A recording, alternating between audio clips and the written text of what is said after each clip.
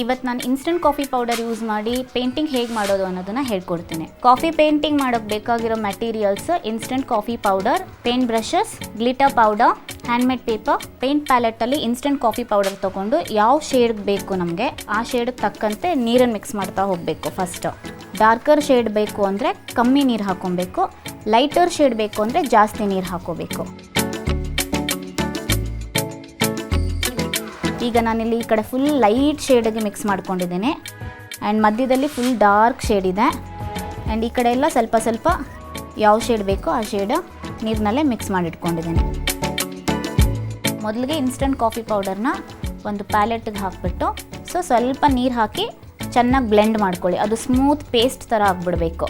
ಸ್ವಲ್ಪ thin consistency ಬಂದಮೇಲೆ ನೀರು ಜೊತೆ ಮಿಕ್ಸ್ ಮಾಡಿಬಿಟ್ಟು ಅದನ್ನು ಫಸ್ಟ್ ಏನು ಬ್ಯಾಕ್ಗ್ರೌಂಡ್ ಕೊಡ್ತೀವಿ ಆ ಬ್ಯಾಕ್ಗ್ರೌಂಡ್ಗೆ ಫಾರ್ ಎಕ್ಸಾಂಪಲ್ ಒಂದು ಸ್ಕ್ವೇರ್ ಏನಾದರೂ ಕೊಡೋದಾದರೆ ರಫಾಗಿ ಒಂದು ಸ್ಕ್ವೇರ್ ಥರ ಮಾಡಿಬಿಟ್ಟು ಒಳಗಡೆ ನೀರು ಮಿಕ್ಸ್ ಮಾಡಿಕೊಂಡು ಲೈಟಾಗೆ ಅದನ್ನು ಫುಲ್ ಕವರ್ ಮಾಡಿಬಿಡಬೇಕು.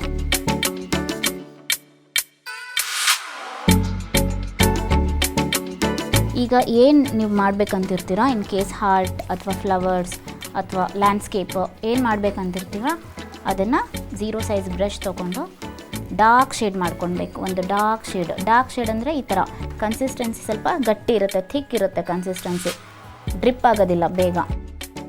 ಸೊ ನೀರು ಹಾಕ್ತಾ ಕಲಿಸ್ತಾ ಕನ್ಸಿಸ್ಟೆನ್ಸಿ ಸ್ಮೂತ್ ಮಾಡ್ಕೊಬೋದು. ಆ್ಯಂಡ್ ಇದನ್ನೇನಾದರೂ ಮಿಕ್ಬಿಟ್ರೆ ಅದು ಹಾಗೆ ಗಟ್ಟಿ ಆಗಿಬಿಡುತ್ತೆ ಆ್ಯಂಡ್ ಮತ್ತೆ ನೀರು ಮಿಕ್ಸ್ ಮಾಡಿ ಯೂಸ್ ಮಾಡ್ಬೋದು ಈ ಪೇಂಟ್ನ.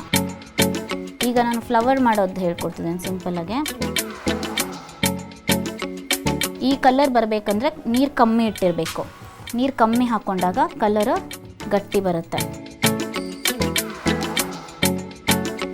ಡಾರ್ಕ್ ಶೇಡಲ್ಲಿ ಔಟ್ಲೈನ್ ಮಾಡ್ಕೊತಾ ಹೋಗಬೇಕು. ಔಟ್ಲೈನ್ ಆದ ಕೂಡಲೇ ನೆಕ್ಸ್ಟು ಅದರೊಳಗಡೆ ಈ ಫ್ಯಾಬ್ರಿಕ್ ಪೇಂಟಿಂಗಲ್ಲೆಲ್ಲ ಹೇಗೆ ಮಾಡ್ತೀವಿ ಅದೇ ರೀತಿ ಪೇಂಟ್ನಲ್ಲಿ ಈ ಥರ ತುಂಬಿಸ್ಕೊಬೇಕು.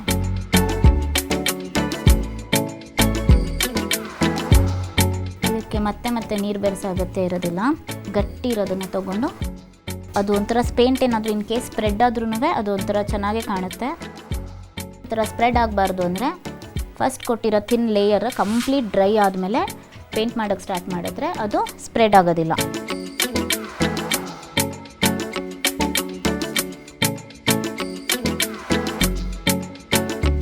ವೆಟ್ ಮೇಲೆ ಮಾಡಿದ್ರೆ ಈ ಥರ ಬರುತ್ತೆ. ಈಗ ಆಲ್ಮೋಸ್ಟ್ ಡ್ರೈ ಆದಾಗ ಮಾಡಿದ್ರೆ ನೋಡಿ ಪೇಂಟ್ ಅಷ್ಟಾಗೆ ಸ್ಪ್ರೆಡ್ ಆಗೋದಿಲ್ಲ.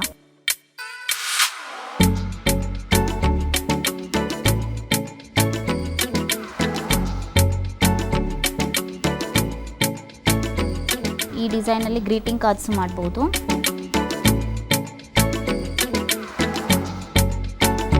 ನಮಗೆ ಬೇಕಂದರೆ ಆಕ್ರಿಲಿಕ್ ಪೇಂಟ್ ಟಚ್ಚು ಸ್ವಲ್ಪ ಕೊಡ್ಕೊಳ್ಬೋದು ಬೇಕಂದರೆ ಇದ್ರ ಜೊತೆ. ಇನ್ಸ್ಟೆಂಟ್ ಕಾಫಿ ಪೌಡರಿಂದ ಪೇಂಟ್ ಮಾಡಿದ್ಮೇಲೆ ಇದು ಒಣಗಿದ್ರೆ ಫುಲ್ಲು ಸ್ವಲ್ಪ ಗ್ಲಾಸಿಯಾಗಿ ಕಾಣಿಸ್ತಿರುತ್ತೆ. ಬೇರೆ all techniques general normal water painting, fabric painting ಏನು ಟೆಕ್ನಿಕ್ ಯೂಸ್ ಮಾಡ್ತೀವೋ ಅದೇ ರೀತಿ ಫ್ರೀ ಹ್ಯಾಂಡ್ ಬೇಕಂದ್ರೂ ಮಾಡ್ಕೊಬೋದು, ಇಲ್ಲ ಯಾವುದಾದ್ರೂ ಡಿಸೈನ್ ಟ್ರೇಸ್ ಮಾಡಿ ಬೇಕಂದ್ರೂ ಅದನ್ನು ತುಂಬಿಸ್ಬೋದು.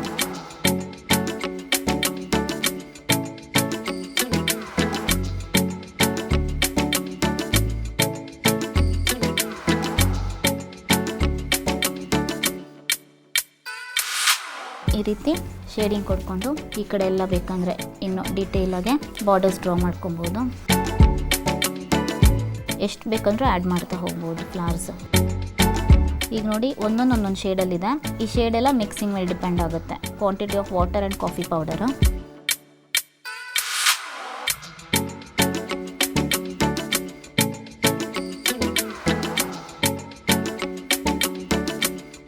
ಸಮ್ಮರ್ ಹಾಲಿಡೇಸಲ್ಲಿ ಮಕ್ಕಳಿಗೆ ಮತ್ತು ಒಂದು ಆ್ಯಕ್ಟಿವಿಟಿ ಥರನೂ ಕೊಡ್ಬೋದು ಮಕ್ಕಳಿಗೆ ಇದನ್ನು.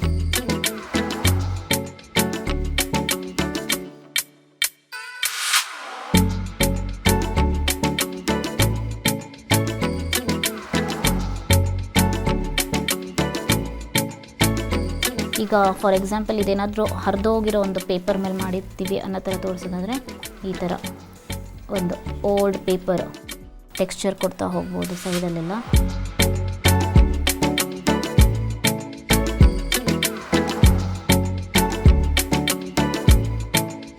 ಏನೇನು ಫಿನಿಶಿಂಗ್ ಬೇಕು ಆವಾಗ ಚೂರು ಪೇಂಟ್ನ ಗಟ್ಟಿ ಮಾಡಿಕೊಂಡು ಬೇರೆ ಔಟ್ಲೈನ್ ಏನಾದರೂ ಇನ್ ಕೇಸ್ ಟೆಂಡ್ರಿಲ್ಸ್ ಬೇಕು ಅಂದರೆ ಆ ಥರ ಯೂಸ್ ಮಾಡ್ಕೊಬೋದು. ಇನ್ನೊಂದು ಫ್ಲ್ಯಾಟ್ ಬ್ರಷ್ ತೊಗೊಂಡು ಅಥವಾ ಯಾವ್ದಾದ್ರು ಡ್ರೈ ಬ್ರಷ್ ತೊಗೊಂಡು ಮೆಟಾಲಿಕ್ ಪೌಡರ್ ಏನಿದೆಯೋ ಪೇಂಟ್ ಮೇಲೆ ಡಸ್ಟ್ ಮಾಡೋದ್ರಿಂದ ಅದೊಂಥರ ಮೆಟಾಲಿಕ್ ಶೀಟ್ ಥರ ಕಾಣಿಸುತ್ತೆ. ಕಾಫಿ ಪೌಡರ್ ವೆಟ್ಟಿರೋ ಕಡೆಲ್ಲ ಅದು ಆಲ್ಮೋಸ್ಟ್ ಸ್ಟಿಕ್ ಆಗಿಬಿಡುತ್ತೆ ಅದು. ಇನ್ನೂ ಏನಾದರೂ ಎಕ್ಸ್ಟ್ರಾ ಆ್ಯಡ್ ಮಾಡಬೇಕಂದ್ರೆ ನೀವು ಈ ಥರ ಕಾಫಿ ಪೌಡರ್ ಡ್ರೈ ತೊಗೊಂಡು ಇಲ್ಲಿ ಸ್ವಲ್ಪ ನೀರು ಹಾಕ್ಕೊಂಡು ಮಿಕ್ಸ್ ಮಾಡ್ತಾ ಈ ಥರ ಮಾಡೋದ್ರಿಂದ ಒಂಥರದ್ದು ಹೂಗಳ ಮಧ್ಯೆ ಫಿಲ್ಲರ್ಸ್ ಥರ ಕಾಣಿಸುತ್ತೆ. ಲಾಸ್ಟಲ್ಲಿ ಬೇಕಂದರೆ ಇನ್ನೂ ಅದಕ್ಕೆ ಬಾರ್ಡರ್ಸ್ ಸ್ವಲ್ಪ ಎನ್ಹ್ಯಾನ್ಸ್ ಮಾಡಬೇಕಂದ್ರೆ ಏನು ಇಷ್ಟ ಬರುತ್ತೆ ಆ ಥರ ಟೆಕ್ನಿಕಿಂದ ಇದು ಮಾಡ್ಬೋದು.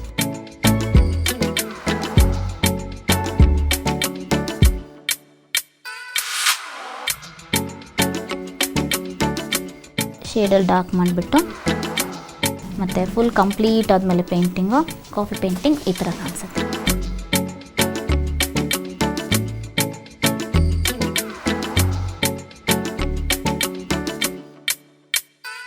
ನೋಡಿದ್ರಲ್ಲ ಇನ್ಸ್ಟೆಂಟ್ ಕಾಫಿ ಪೌಡರ್ ಯೂಸ್ ಮಾಡಿ ಮನೆಯಲ್ಲಿ ಹೇಗೆ ಪೇಂಟಿಂಗ್ ಮಾಡ್ಬೋದು ಅಂತ.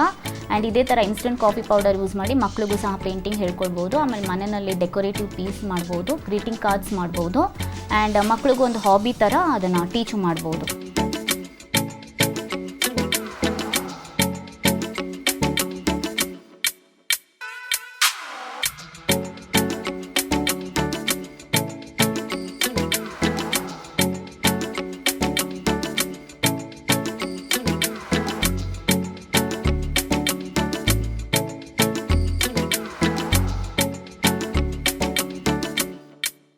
ಇನ್ನೂ ಹೆಚ್ಚಿನ ಅಪ್ಡೇಟ್ಸ್ಗಳಿಗಾಗಿ ಸಿರಿ ಕ್ಲಬ್ ಯೂಟ್ಯೂಬ್ ಚಾನೆಲ್ ಅನ್ನ ಸಬ್ಸ್ಕ್ರೈಬ್ ಮಾಡಿ. ಜೊತೆಗೆ ನೋಟಿಫಿಕೇಶನ್ಗಾಗಿ ಬೆಲ್ ಐಕಾನ್ ಒತ್ತಿ.